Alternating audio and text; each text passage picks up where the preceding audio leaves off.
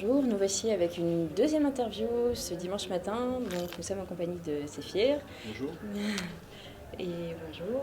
Et donc tu fais de l'illustration, du dessin, dans un style assez particulier à ce qu'on peut voir. Et donc j'aimerais que tu nous parles de tout ça, de ton projet en général, comment c'est et de ce que toi tu as pu faire pour arriver jusque-là. D'accord. On va essayer de synthétiser tout ça. C'est un petit parcours un petit peu atypique. Alors là, on est sur de la création de personnages. Il y a un premier artbook qui est sorti en avril 2011 à l'occasion du Mangazur. C'est la première fois que je me suis mis sur stand Sephir Art. Alors, ce qu'il faut savoir, c'est que je me suis montré assez tard en convention sur mon propre stand. Je suis enfin, dans le milieu fanzine, j'ai dû commencer à 19-20 ans, avec une fille très gentille qui m'avait accueilli dans son zine à l'époque, qui exerce toujours, Catherine Castella, qui était dans le fanzine Kitsune. Donc pendant quelques années, j'ai eu quelques publications comme ça dans les fanzines. Moi-même, j'allais en visiteur dans les conventions, mais je voyais, tiens, c'est le fanzine dans lequel je suis, mais j'étais pas sur mon stand. Et en fait, quelque part, j'ai toujours eu envie de me présenter sur ma bannière, mais j'ai attendu de progresser un petit peu, de travailler un peu toutes les compos. Et en 2011, je me suis senti prêt, parce que un an ou deux avant, je songeais déjà à sortir un recueil, mais je savais qu'au niveau du level, il fallait travailler encore. Donc du coup, j'ai sorti ce bouquin commence un petit peu à dater maintenant, vu qu'avril 2011, il y a une quarantaine de pages, beaucoup de noir et blanc. Entre-temps, la technique a évolué. Bon, c'est un petit peu daté par rapport aux illustrations actuelles, mais c'est un petit recueil fourre-tout, un premier tome, dont d'ailleurs un deuxième opus sortira l'année prochaine, dans quelques mois. Mais je pense que c'est une bonne introduction à l'univers. Voilà. Donc voilà pour l'aspect convention, parce que c'est quand même assez important de le préciser. Donc voilà, on va dire que ça fait une bonne dizaine d'années qu'il y a un investissement convention, mais sinon c'est de la création de personnages aussi, bon, même s'il y a un peu du fan art et autre chose. C'est de la création de perso, avec des personnages plus ou moins récents, d'autres qui datent de plusieurs années. Donc j'essaie d'intégrer tout ça. Et le deuxième opus devrait contenir que des créations de perso. On va mettre l'accent sur un univers beaucoup plus prononcé. Donc moi je pense que tu voulais aussi savoir l'univers, qu'est-ce que cet univers contient. Oui, bah, si jamais. Donc au niveau des influences, peut-être que ce sera ta deuxième question, donc je te laisse Bah, la c'est parole. exactement ça. J'aimerais savoir donc d'où est-ce que tu tires cet univers très particulier, ce style, beaucoup de noir et blanc à ce qu'on voit, et aussi si tu as appris à faire ça en autodidacte ou dans des écoles spécialisées. Alors oui, finalement j'ai plutôt un parcours autodidacte, parce que les enseignements que j'ai eus finalement sont assez limités. Une option art plastique au lycée en seconde, après le bac une école municipale d'art, mais tu choisis un petit peu ton cours à la carte. Alors tu as 19-20 ans, tu dis bon bah moi ce que je veux c'est de travailler l'anatomie, donc un cours de nu, un cours de sculpture, un cours de nu, un cours de nature morte. En nature morte, j'ai laissé tomber au bout d'un mois ou deux parce que c'était que des petites mémés qui dessinaient un vase et trois paires de raisins. J'ai dit non, c'est pas ce que je recherchais à travailler à ce moment-là. Même si c'était très intéressant, mais c'est 3-4 heures hein, Oui. le travail à réaliser dans une salle. Enfin, bon, ça a pas duré. Par contre, je me suis focalisé sur l'anatomie. Là, ça m'intéressait beaucoup de travailler sur du modèle vivant, du nu. Bon, là, pareil, hein, tu choisis pas tes modèles, donc c'est pas toujours à ton goût, mais ça te permet d'être en contact aussi avec d'autres personnes et voilà, de faire quelques heures chaque semaine avec un modèle qui change de pose régulièrement. Voilà. J'ai pu travailler tout ça un petit peu en école. Là, j'ai vraiment évolué à 19, voilà, c'était 19 ans j'avais. Et ce sont les derniers renseignements école que j'ai reçus. J'ai dû faire ça un an ou deux. Allez, je m'étais inscrit 2 ans, mais la première année à fond, et après, je faisais la faculté pour faire de la com. Donc tout le reste, en fait, finalement, c'était plus autodidacte. Et l'échange avec d'autres dessinateurs et te renseigner avec des artbooks. Donc ça, c'est pour l'aspect technique. Après, au niveau des influences, moi, je suis un gros fan de manga à la base. Donc le noir et blanc vient de là, parce que j'ai dévoré énormément de mangas jusqu'à 18 ans. D'ailleurs, jusqu'à 18 ans, je ne jurais qu'au manga, ce qui était un peu stupide avec le recul, parce que heureusement que je me suis ouvert à la BD occidentale et aux comics. Sinon, peut-être, bon, j'aurais eu un style peut-être encore plus mangaïsé, mais il n'aurait pas la richesse actuelle. Il y a un métissage de styles, un mix, qui fait que, voilà, tantôt les personnages ont des lèvres un petit peu réalistes. La touche manga est très présente, mais j'ai un gros mix d'influences et c'est très difficile pour moi de définir un peu ce style, parce que les influences sont aussi bien au niveau du manga, de la BD occidentale, de la musique, et c'est très important au niveau de la musique. Ça se vérifie aussi sur les t-shirts qui sont sortis, puisque niveau musical, les influences musicales sont pas mal orientées sur le métal extrême, notamment le black metal, le death metal. Et dans le black metal, il y a énormément de travail visuel par rapport à d'autres styles metal. C'est-à-dire que de la pochette aux photos, il y a un aspect noir et blanc omniprésent. Il y a un groupe de black metal qui est pas en noir et blanc, à la limite. Pour d'autres fans, ça va être du fake, mais c'est vrai, il y a un aspect noir et blanc qui est vraiment mis en avant au niveau des artworks, au niveau des logos. Les logos sont très travaillés. Moi, depuis un an, j'étais déjà influencé par le black metal, mais je l'ai intégré davantage dans mes travaux. Euh, on va dire au niveau de ornementation, par exemple. Même si là, on a un personnage avec un look un petit peu plus goth.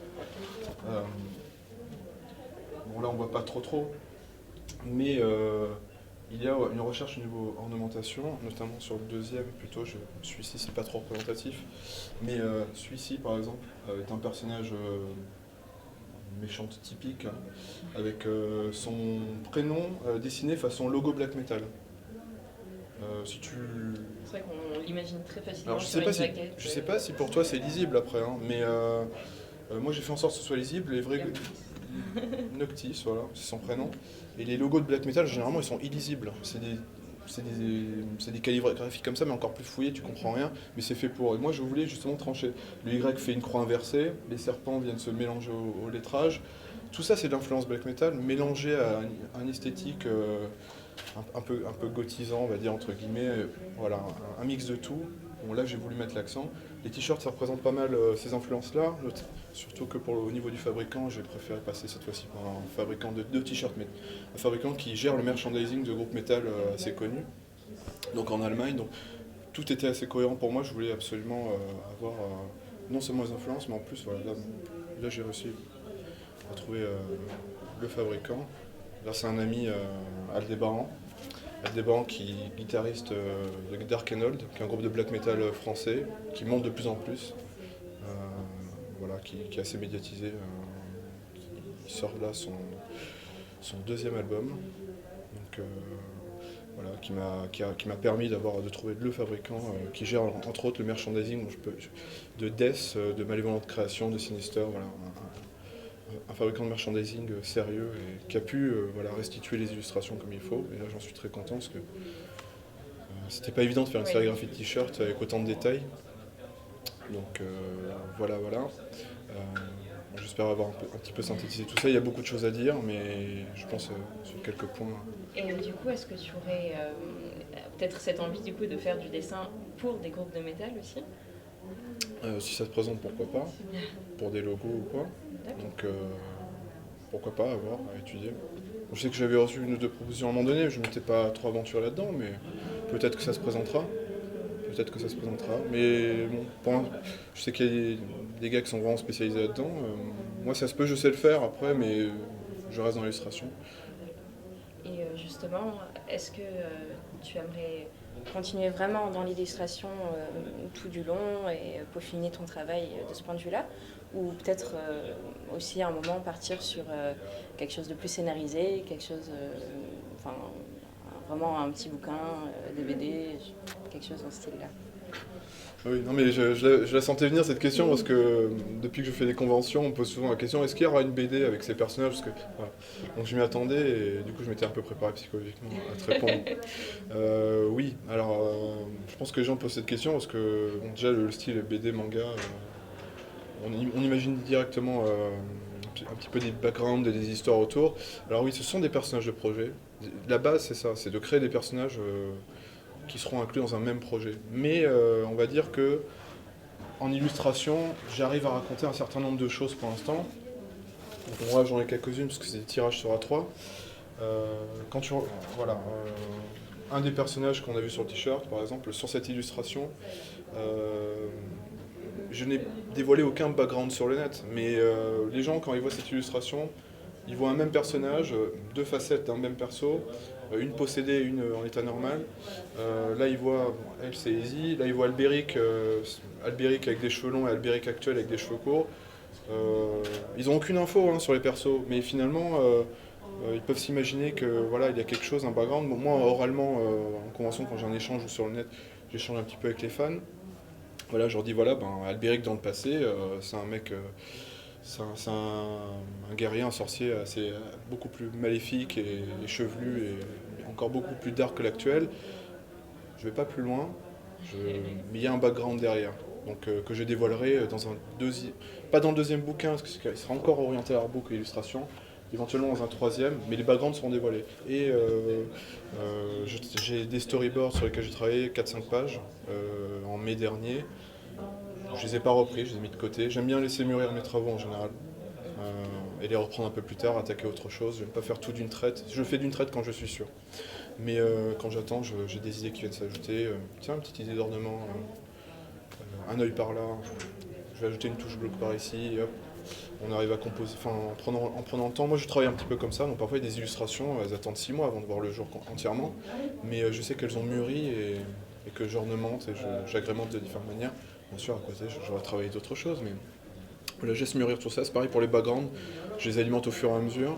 Quand j'ai une idée, je la note. Tout ça, c'est sur un fichier Word sur mon PC, c'est pas du tout mis sur le net, tu trouveras aucune info. Mais ils seront dévoilés plus tard et il y aura des planches aussi. Des planches, je peux pas t'en dire plus, mais ce sera 4-5 planches, c'est sûr. Après, est-ce qu'il y aura un one-shot ou des tomes déjà, il faudrait que j'étoffe un peu les backgrounds et que j'essaie de trouver une unité d'un point de vue scénaristique. Donc on verra ce que ça donnera. Moi, je suis du genre à me laisser aller. J'aime pas trop tout codifier à l'avance. Je te dis ça, même au cours de mes études, c'était la même chose. Quand j'écrivais mon mémoire, j'avais du mal à faire un plan très, très détaillé. Et en dessin, c'est pareil. Plus ça va, plus je brouillonne, je schématise les travaux que je vais faire. Mais j'aime bien laisser une petite part aussi à l'improvisation. Et c'est pareil pour les backgrounds, ça vient au fur et à mesure. Et au niveau des compos, même les contenus de artbook, ça vient au fur et à mesure aussi. Mais je m'efforce de cadrer un petit peu tout ça et de m'organiser. Mais voilà, j'aime bien laisser une part de mystère aussi. Et cette impro-là, voilà, ajoute une petite touche créative qui n'est pas désagréable. Voilà. Les hésitations, tu sais, elles viennent comme ça parfois.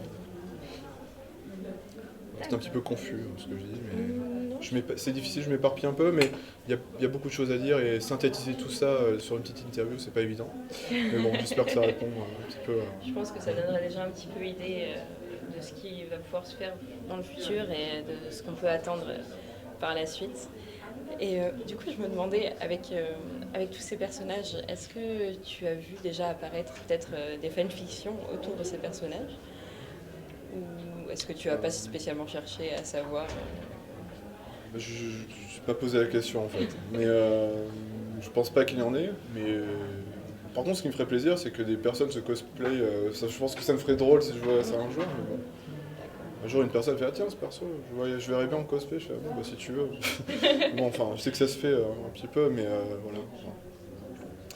Mais non, pas de fanfiction. J'en ai pas vu, je pense pas qu'il y en ait, parce que comme je t'ai dit, il n'y a pas encore de background dévoilé. Il y a une simple description en dessous des illustrations pour dire qu'est-ce qui est représenté, et encore, parfois même pas. Je veux dire, il y a un titre et c'est tout.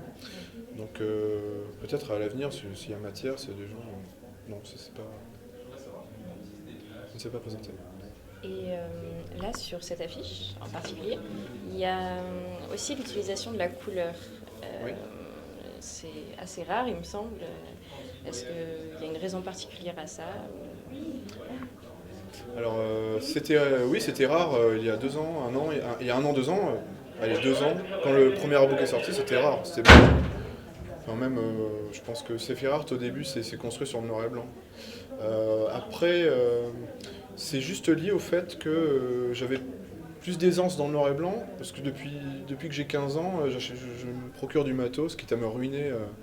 Enfin, quand j'avais 15 ans, voilà, c'était les mangaka, qu'est-ce qu'ils utilisent on m'avait dit des rotring ou quoi. Et à l'époque, tu trouvais qu'un bouquin de Akira Toriyama qui s'appelait L'apprenti mangaka. Dedans, ils disaient tiens, il y a des rotring. Un pote que j'ai perdu de vue entre temps utilisait des rotring. Allez, on va essayer des rotring. Et bon, j'ai pratiqué quelques années et toujours après, j'étais à la quête de matos dessin. Donc du coup, j'ai expérimenté pas mal d'outils sur le noir et blanc et je suis resté sur le noir et blanc. J'ai acheté des trames un peu, enfin on se ruinait quand t'as 15 ans, t'achètes des trames. Aujourd'hui tu peux faire ça sur ordinateur avec Manga Studio, mais à l'époque tu payais, je sais pas, moi je payais 80 francs la trame, une feuille quoi, de trame, juste pour une tonalité de gris. Bon, en gros, c'était la ruine. Mais c'était génial parce que j'ai pu du coup apprendre à travailler noir et blanc, à tramer un petit peu voilà, comme dans un manga. Et le noir et blanc ne m'a pas lâché en fait. Et j'aime beaucoup le noir et blanc. Et finalement, pas qu'en manga, en BD occidentale, dessinateur de comics par exemple, les noirs et blancs sont. Il y a plein de noirs et blancs qui sont fabuleux et qui sont massacrés par une colo digitale dégueulasse. Et quand tu vois le travail en noir et blanc, voilà, là c'est vrai, mais voilà, le noir et blanc comics me fascine. Celui de bons mangas aussi, voilà, c'est très vaste. Très vaste. Et la couleur, j'ai attendu de. Je me suis mis au feutre à alcool il y a quelques années, mais c'est un outil. Là, c'est du feutre à alcool. Hein. C'est un outil qui est pas si accessible que ça, voilà, au niveau du papier, au niveau de l'utilisation. Au bout de quelques années, depuis l'an dernier, j'arrive un peu à travailler ce que j'aimerais, à faire, voilà, à travailler les dégradés comme j'aimerais, à faire au niveau de la tonalité de peau. Ne pas me contenter juste d'un aplat basique, voilà. Donc la couleur est venue, ça reste de la couleur, utilisée avec parcimonie, hein. Donc ça reste dans le ton, c'est pas, il y a encore voilà, il y a pas mal de tonalités de gris, un peu des fonds colorés, mais la couleur, j'adore la couleur, c'est juste que par rapport à l'univers que je dois développer, je ne peux pas mettre n'importe quoi et voilà. Donc je fais des choix de couleurs assez précis. Bon. On verra quand ça se développe. Après peut-être qu'il y aura du full color, hein, je sais pas. On attend de voir. Il faudra que ça reste dans le ton quand même, hein. Donc on verra. Et tu nous as dit que ça fait pas si longtemps que ça que tu fais, enfin que tu es présent sur les salons, sur Oui. les conventions. Et, donc, mais tu les fais tout de même avec Reya en général ou... Alors oui, avec Reya, il se trouve qu'on s'est rencontrés dans la même ville et que voilà, chacun a son stand, mais on bouge un petit peu partout. Ça permet d'être voisins de stand, on va dire, parce que quand tu pars de Nice, c'est pas toujours évident de trouver une personne qui t'accompagne sur stand. Donc on essaie de voilà, mais ça, la collaboration s'arrête là, c'est-à-dire on est voisins de stand, mais chacun son entité. Donc il n'y a pas de lien après entre les travaux entre Reya et Sephirart, enfin Endorphine et Sephirart. Mais, euh, mais elle, ça fait un peu plus longtemps qu'elle fait des conventions sous Endorphine, à ma connaissance. Moi, voilà, comme je te disais, je me suis lancé plus tardivement, mais je préfère attendre le bon moment, on va dire. Et surtout, je voulais me présenter avec un artbook et pas juste des cartes et un badge. Oui. Donc, Et est-ce que tu penses que c'est un bon moyen de se faire connaître, de diffuser tout ce que tu fais, de participer comme ça aux conventions? les conventions, oui, ça permet de faire. Je pense que ça permet de faire parler de soi, mais de montrer au public qu'on est là et pas juste sur le net. C'est un petit peu le problème d'Internet en fait. Il y a pas mal d'artistes qui sont présents sur la toile, mais finalement, combien se montrent vraiment? Et par la même occasion, combien est-ce que ces fans viennent en convention ensuite? Est-ce que c'est pas, voilà, j'aime pas le mot virtuel, hein, c'est pour moi parce que tout est réel sur le net, mais il faut aussi se montrer physiquement et avoir un véritable échange. Et même si moi je communique énormément sur Internet, je tiens à avoir un échange voilà, avec un public, à montrer ces travaux-là sur des supports, sur différents supports, et pas que ce soit juste quelques sites Internet. C'est très bien Internet, mais il faut se montrer et j'hésite pas voilà, à venir de Nice à Lyon. Lyon c'est pas très loin, enfin, donc j'aimerais bien monter à Paris. Pourquoi pas Japan Expo Paris l'année prochaine? Il faudrait quand même monter plus haut et pas juste rester dans le sud ou le centre. Donc on verra, mais pour moi, l'aspect convention est très important. Je suis moi-même un visiteur de convention depuis ado, donc j'y tiens. Mais je pense qu'on a fait à peu près le tour. Je ne sais pas si tu veux encore rajouter un petit quelque chose pour conclure. En tout cas, merci pour cette interview. À Maniwa. Longue vie à Maniwa, parce que vous faites un travail qui est quand même très important. Nous sommes présents en convention, mais s'il n'y a pas des personnes pour relayer un petit peu l'info, voilà, on n'est pas dans l'anonymat, bien sûr, on communique là-dessus, mais voilà, qu'il y ait les médias qui soutiennent ce pôle, c'est très important. Ouais, je te remercie beaucoup. Merci à toi. Merci pour le temps que tu nous as accordé.